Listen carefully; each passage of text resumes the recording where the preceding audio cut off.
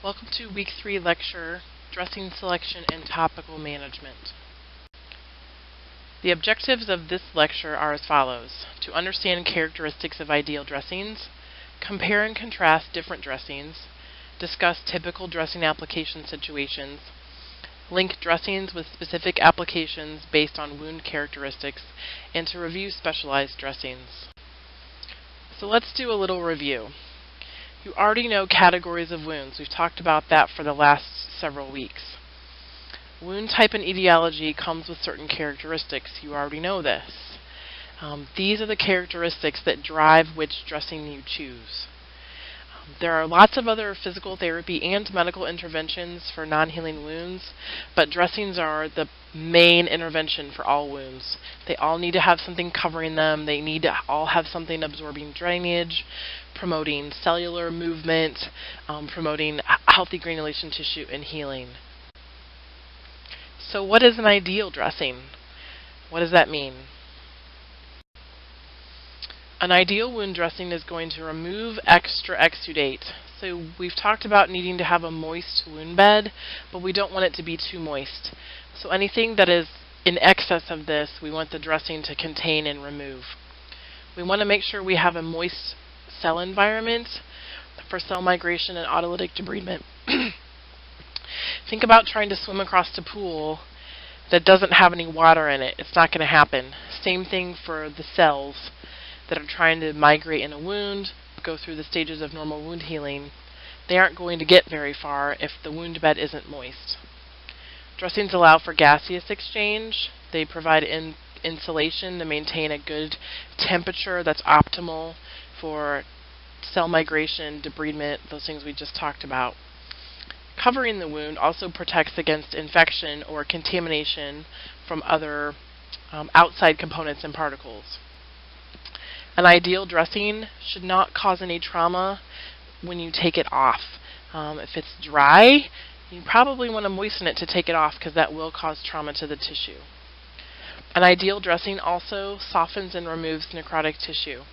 The primary goal of a wound, if it has necrotic tissue, is to remove that necrotic tissue. An ideal dressing also is going to protect the peri-wound and control edema. It also fills space. If you have dead space in a wound, that drainage is just going to collect in there, and then you have a breeding ground for bacteria. You have too much moisture, you can cause maceration and further wound breakdown. Other things to consider would be to make sure that it provides an environment for healing. It's cost effective, it's easy to use, especially if it's going to be applied by a patient or a family member.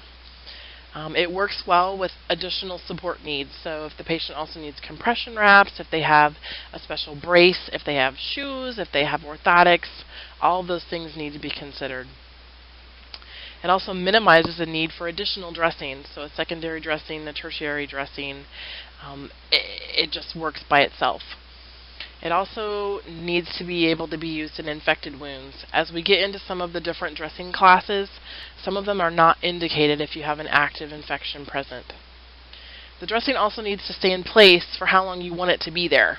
If it's getting too saturated too quickly before the next dressing change is due, then you probably need to choose a dressing that is a little more absorbent.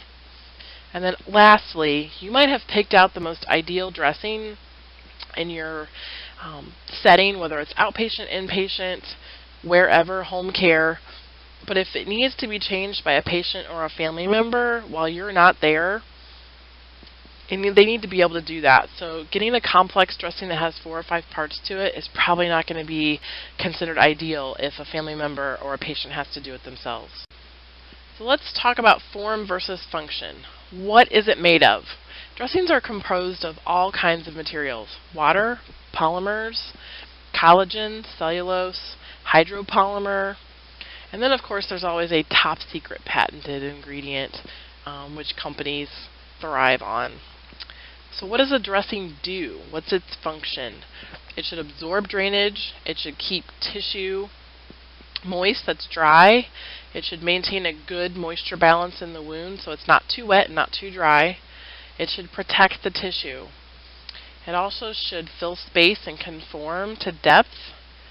It should have active bacteria control and odor control. and it should stay put once you put it there. I briefly mentioned in a previous slide about a dressing needing to manage drainage. So what are the factors when you consider picking a dressing? What's going to drive your choice? These 4 questions kind of sum it up. Is the wound bed dry? If it is, you need to choose a dressing that's going to add moisture to the wound bed. You need to hydrate it. Is the wound draining? If it's heavily draining, you need to absorb that drainage, so you're going to choose a dressing that has a higher absorptive quality.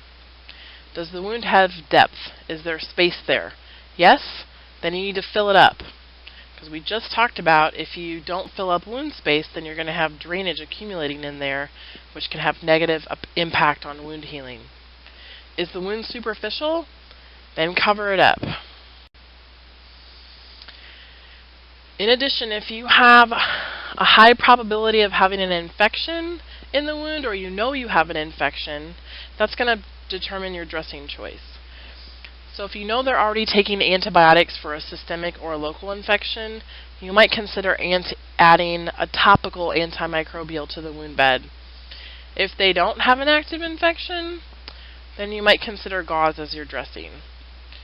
In the presence of an infection, you should not choose an occlusive dressing. So what are some similarities between all classes of dressings? They all should create a healthy, warm environment for wound healing. How are they different? Well, they differ in how much drainage they can absorb, so their absorbent capacity. They differ in whether they're adhesive or not, so can they stick to skin? Do they stick in a wound bed? They also differ by their conformability. Can they be morphed to fill a wound space, or do they come in a specific form and that's the form they have to stay in? And lastly, they differ in their hydrating ability. Some dressings are designed to dry a wound out if it's too wet. Some of them are designed to add moisture to a wound bed. We also need to consider how the dressing will be attached to the patient.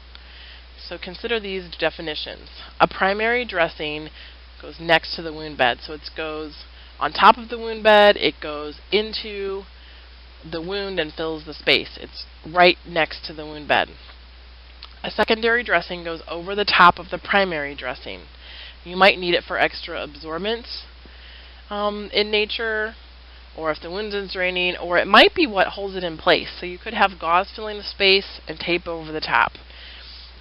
You could have a dressing filling the space and then additional dressing over the top for more absorption. A tertiary dressing isn't always necessary. It could be that third layer of what's holding the dressing in place, or it could be considered a compression wrap. So how do we secure dressings in place as needed? You can use tape, paper tape, silk tape, different widths. With tape, you always want to protect the skin, so a barrier product. These come in sprays, they come in wipes, they come in creams. You want to make sure that you're protecting that skin no matter what you're taping to it. Cover roll is another type of dressing, or another type of securing method. It's usually not irritating, it's permeable, so it allows gas exchange. Still, you should be using any kind of a barrier product. Transparent film is also minimally irritating to skin, and you can cut it and shape it. It's impermeable to fluids, so consider your location if you're going to be getting a lot of wound contamination from stool, from urine, from other bodily fluids. It does not work if wounds are draining heavily unless you're using negative pressure or a wound vac.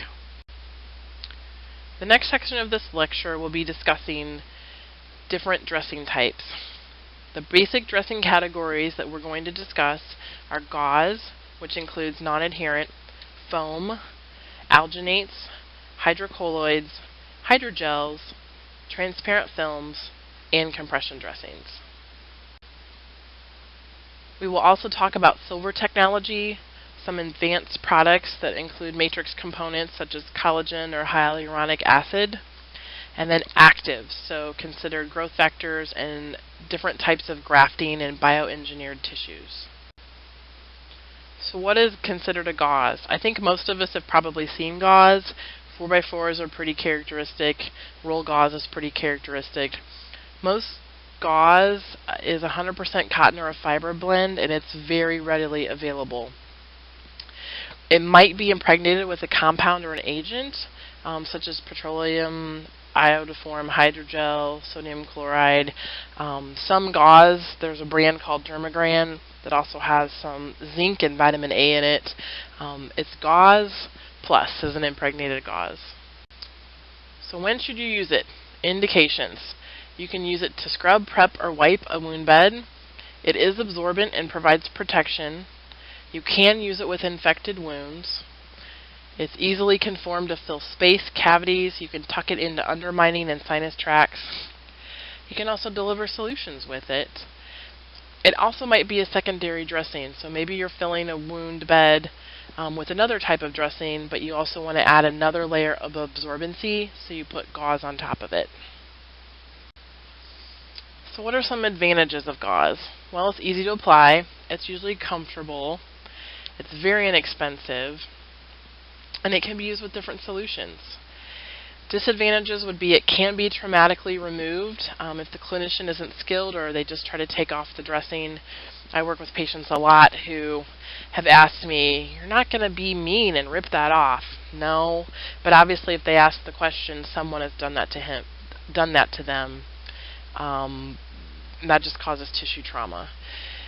Sometimes you have to change the dressing pretty frequently to maintain the moisture. Gauze can dry out somewhat quickly. And also, if there's a lot of drainage in the wound bed, it can cause maceration because once it's saturated, that's all you're going to get. It does require a secondary dressing. So we've mentioned a couple of trade names, but New Gauze, Curity, Curlex, Xeroform, and Petroleum Gauze are other examples. To look at specific pictures, please refer to your textbook.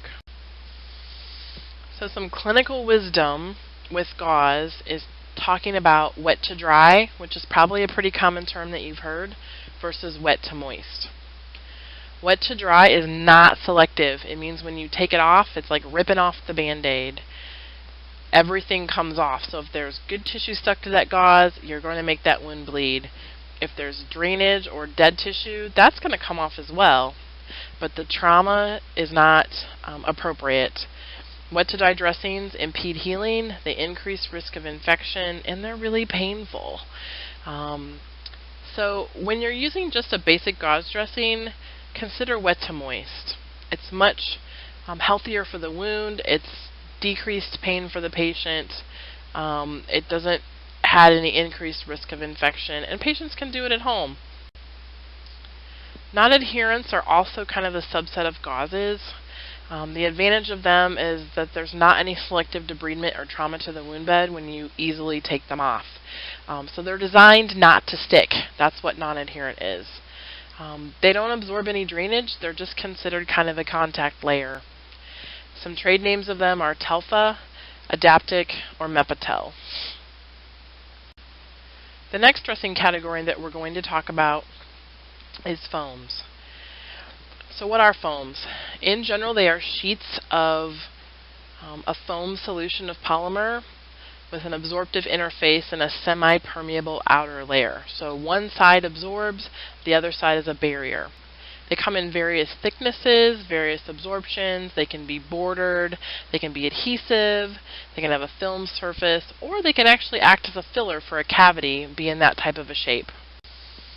So when can you use them? You can use them on a stage 2 through stage 4 pressure ulcer, partial and full thickness wounds, infected, non-infected, a little bit of drainage, lots of drainage, when you're trying to do autolytic debridement, on superficial minor burns, and on tissue donor sites. So as you can see from this list, foams are really diverse and can be used with lots of different types of wounds. So what are advantages to foams? They're highly absorptive and non-occlusive. You can use them with infection. You can use them as a primary or a secondary dressing. You can use them under compression wraps. They're easy to take off, they reduce pain, and they come in all kinds of forms. In some of the forms, you can leave them in place up to 7 days if it's appropriate for the wound. Some of them do require secondary dressing and can cause maceration. They can be expensive, and they're not recommended for dry eschar. So as you can see, there are a lot of examples of these trade names. There are even more than these that are on the market.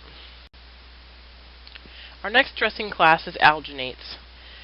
These are long-chain sugars made from brown seaweed. They change from a fiber to a gel when they get wet, so they get kind of goopy. They come in non-woven sheets, fibers, rope, all kind of sizes, large, small. They're highly absorptive. In fact, they are the most absorptive dressing. They do require secondary dressing. They facilitate autolytic debridement, and they're really easily conformed to a wound shape, so you can pack with them very well. So the indications look similar to the previous dressing class of foams. You can use them with pressure ulcers, partial and full thickness wounds. You can use them with dehisced surgical wounds. Moderate to heavy exudate. So if you had a wound that was not draining very much, you would not use this. That would be a contraindication. You can pack alginates into a sinus tract or undermined areas. Additional contraindications: full thickness burns and dry eschar. Some advantages of alginates are they enhance autolytic debridement, so they are promoting the body's own breakdown of dead tissue. They fill in dead space, they're highly absorptive, but they are non-occlusive. They also rehydrate tissue. They're easily available, easily removable, and they come in all different kinds of sizes. You can also leave them in place up to 7 days, so this would be a choice to use as a dressing if you're trying to minimize the number of dressing changes that happen. They're a secondary dressing, they require a secondary dressing. They can dry out and adhere, so that would indicate that maybe the wound doesn't have enough drainage or doesn't need an alginate. So you would make sure that you're rehydrating that before taking it off so you don't cause any tissue trauma. They are expensive as well, so that's something to consider.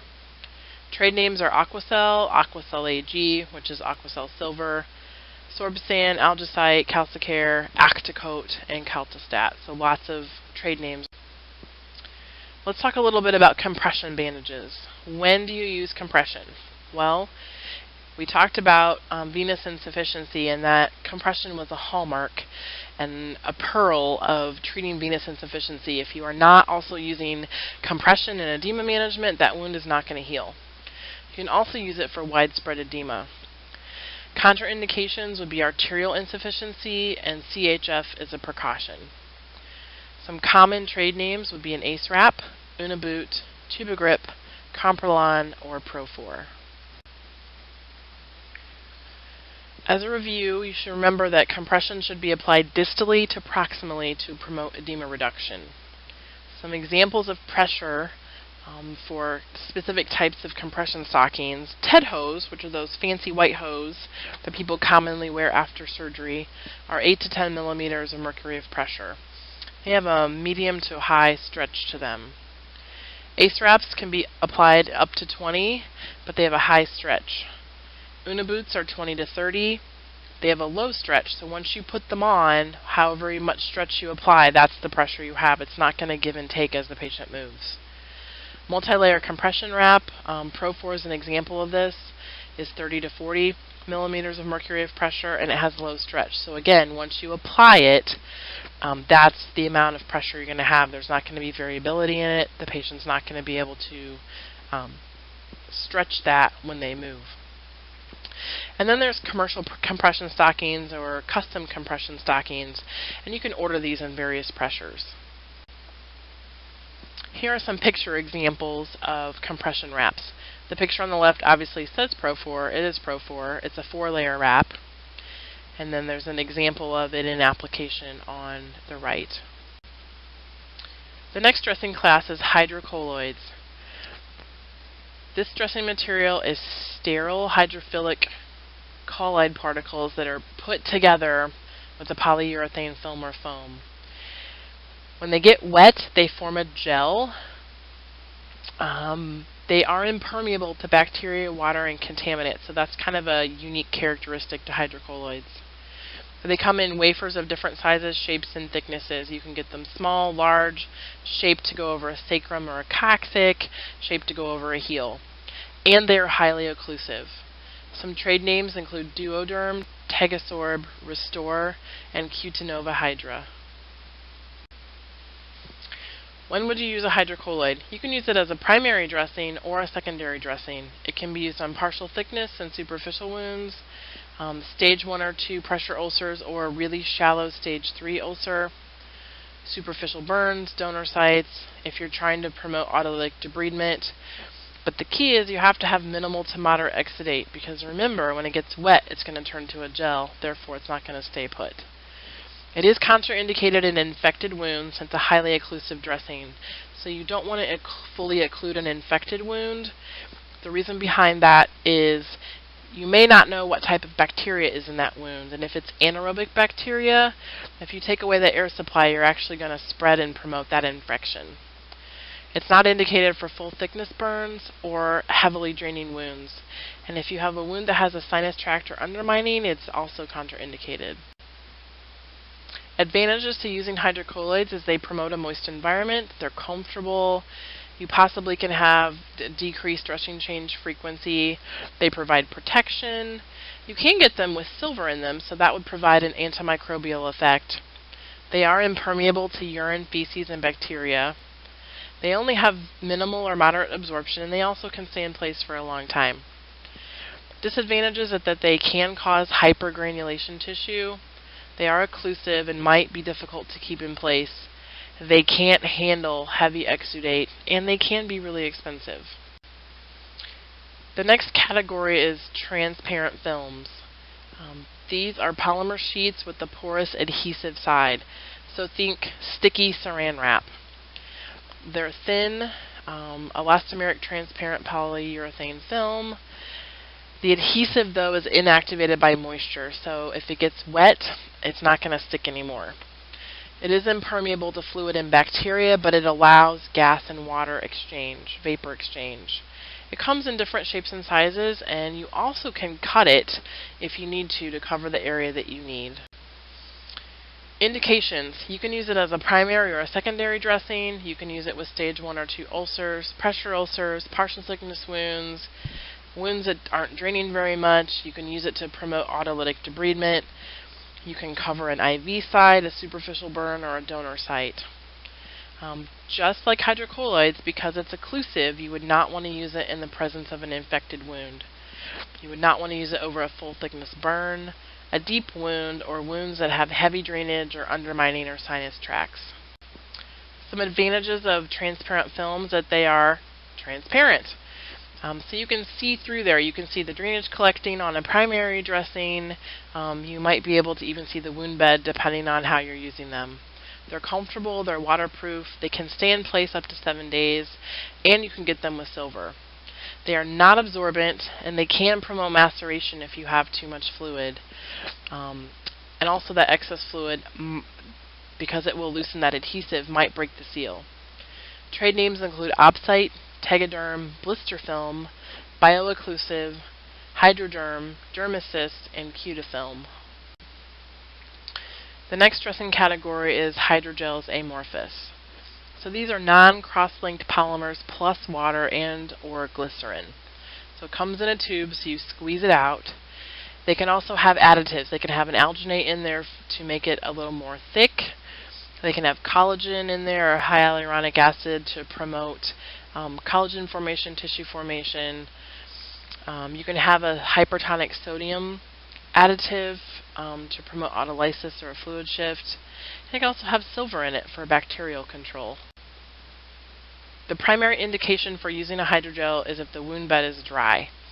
You can also use them on stage 2 to stage 4 pressure ulcers, partial and full thickness wounds, abrasions, donor sites, minor radiation burns, and wounds with minimal necrosis.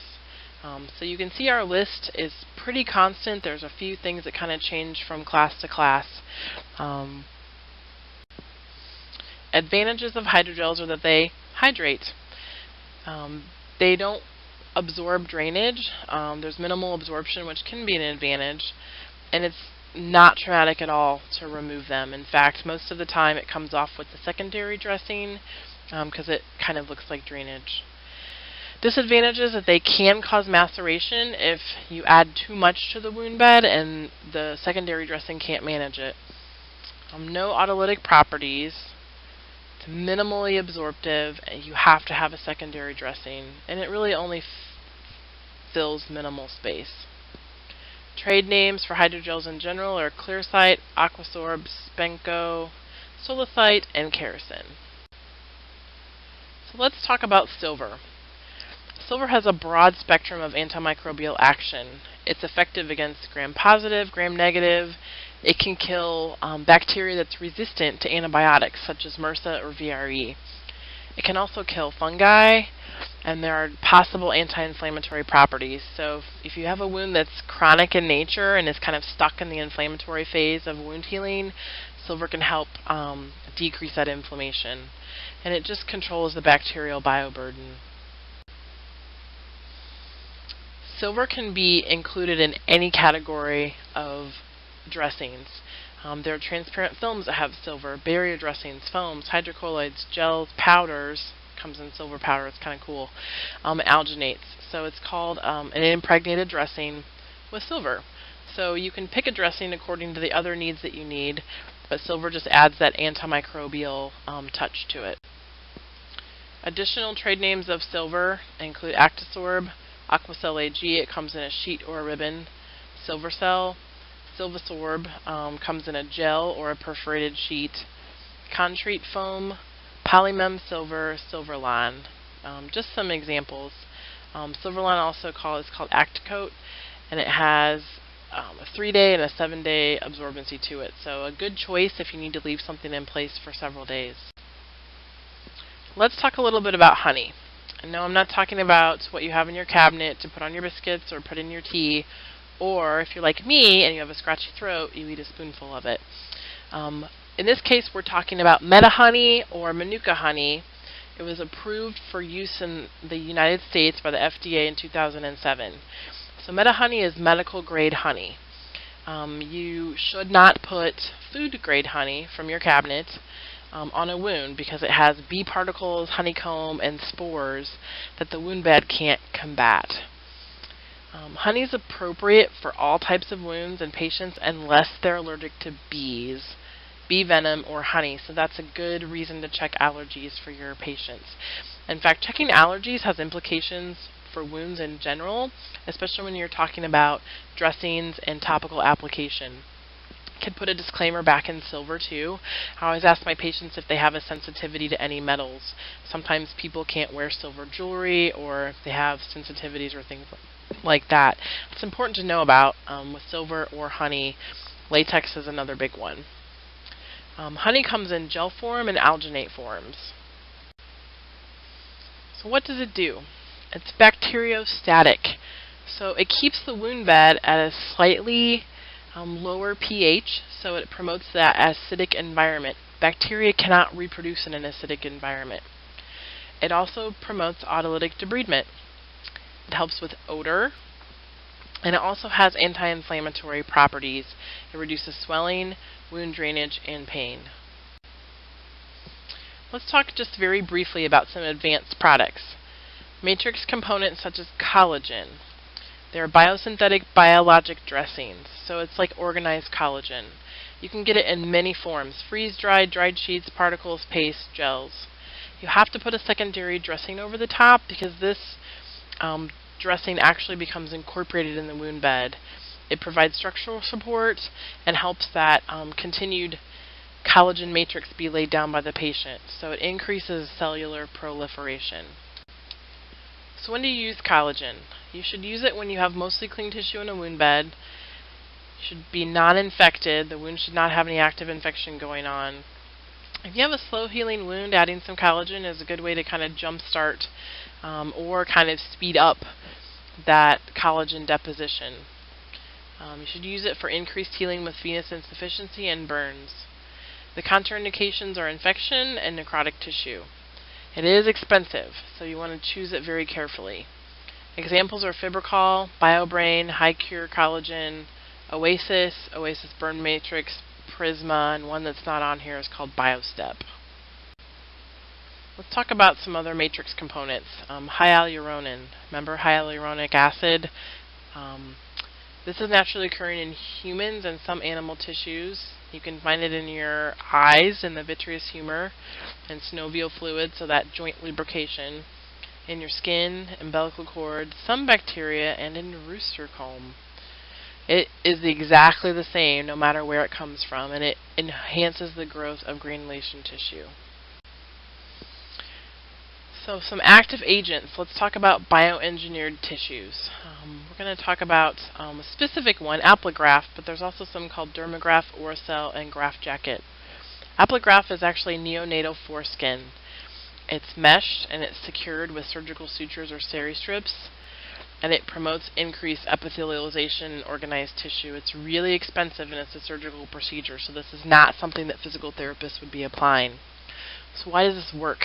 Neonatal skins are not differentiated yet, so you can put them into something and it will grow that. So neonatal foreskin is going to grow good, strong epithelial tissue. Topical growth factors, Regranix gel and autologous platelet gels are two common ones. Again, they're really expensive, so not super commonly used.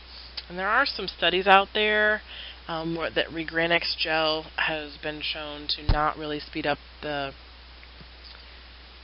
growth of granulation tissue. You have to apply it a couple times a day, so sometimes that cost and that dressing change can be prohibitive in using it.